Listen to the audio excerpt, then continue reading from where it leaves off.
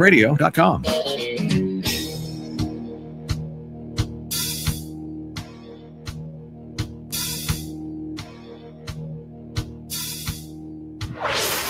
This is the Experience Pros Radio Show. Got an opinion or want to ask us a question? Email radio@experiencepros.com or message us on the Experience Pros Facebook page, and we'll interact with you live on the show.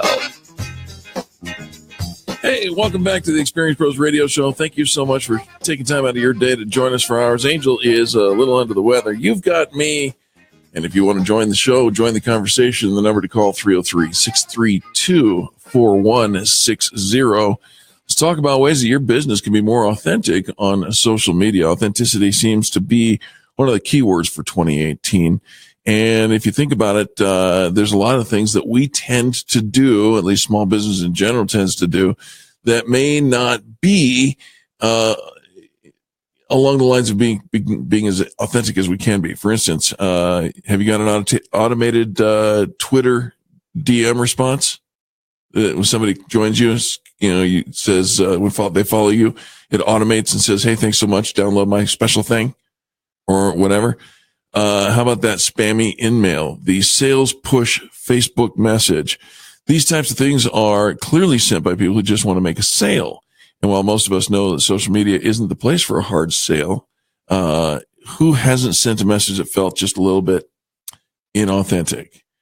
It's interesting, says Brian Sutter of allbusiness.com. How many companies struggle to come off as human and authentic on social media? It is, after all, a social medium. And so we're going to talk about some of the things that you can do to increase the appearance of authenticity. Now, at one point or another, we all realized that we got into business for the purpose of creating a lifestyle and for doing business, which requires transactions. We get all of that. But keep in mind that social media is, in fact, first and foremost, social. And because of that, you want to make sure that your messaging is, at the very least, social and perhaps authentically such. One of the first things that you can do to get rid of that canned feeling on social media is say thank you. Say it a lot. Thank you.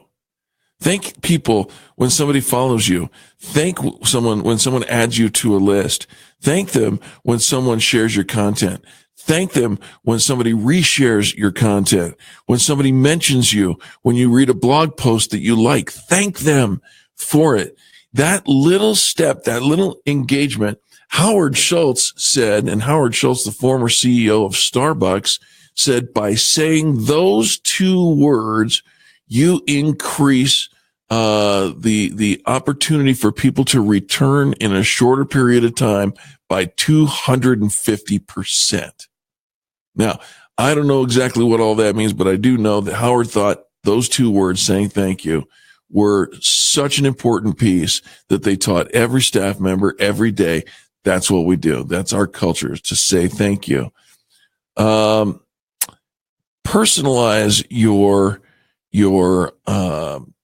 social posts. You know, it's powerful to use someone's first name. It applies in the real world as well as in social media. I use the tag often, and it's just a small, maybe it's a pet peeve or just a personal little thing for me.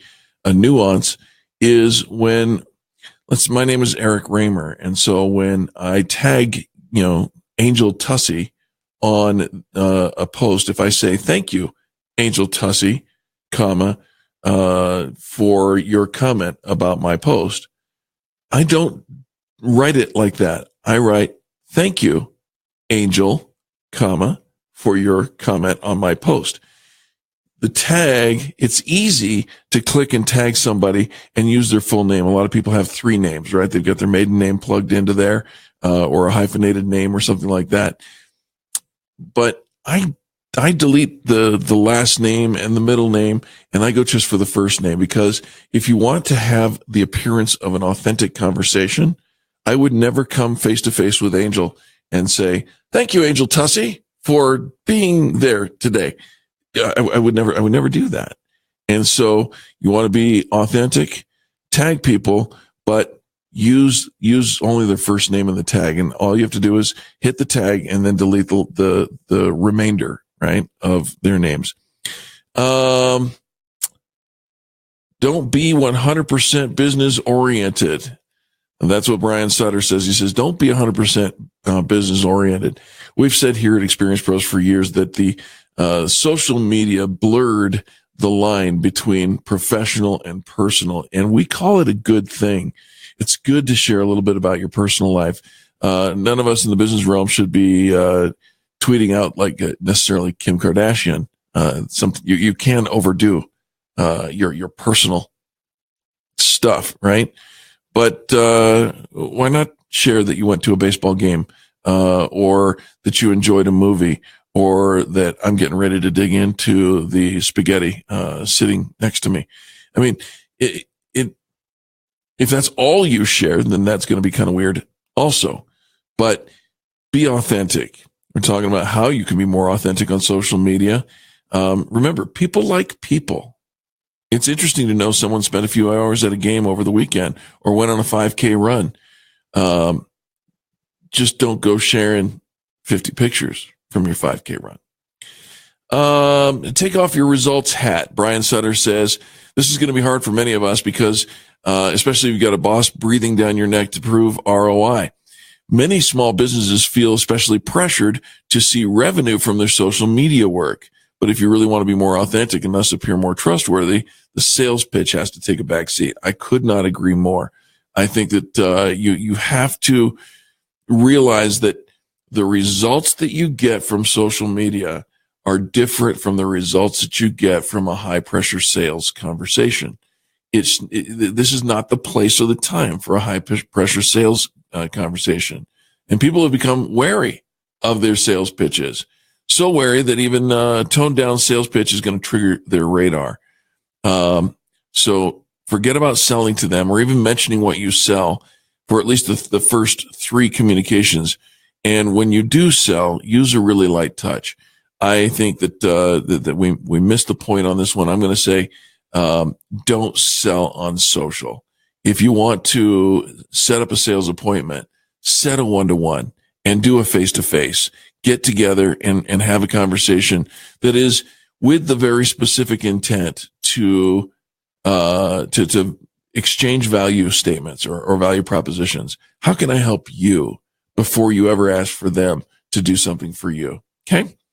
And then this one, and it follows with this, is just be interested in other people. Dale Carnegie's How to Win Friends and Influence People ought to be required reading for social media professionals and maybe everyone else as well. This is the quote that if it were boiled down to the very bottom, it would be this. This applies to social media in spades, and if you're a salesperson aiming to do social selling, it applies even more. So be interested in other people. Take an interest in them. If it's all about the money, that's a short-lived business on your side. We'll continue this conversation on the other side of these messages. If you'd like to call in, 303-632-4160. I'd love to hear from you. And you are listening to the Experience Pros Radio Network.